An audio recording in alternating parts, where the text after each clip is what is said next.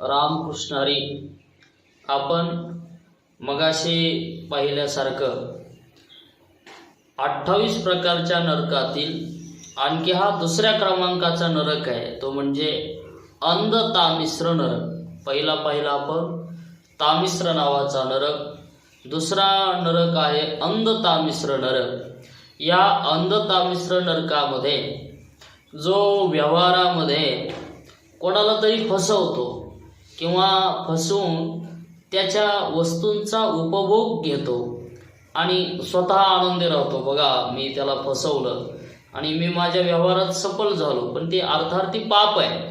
कोणाला फसवून तुम्ही त्याच्या व्यवहारात आनंद मानत असाल, किंवा सगळ्यात मोठं महापाप म्हणजे एखाद्या व्यक्तीला फसवून तुम्ही त्या स्त्रियांची आदींचा उपभोग घेत असाल, तर शास्त्र सांगतं अशा प्रकारचं कृत्य केल्यानंतर त्याला मृत्यूनंतर यमदूत या अंध तामिश्र नावाच्या नरकामध्ये नेऊन पाठवतात.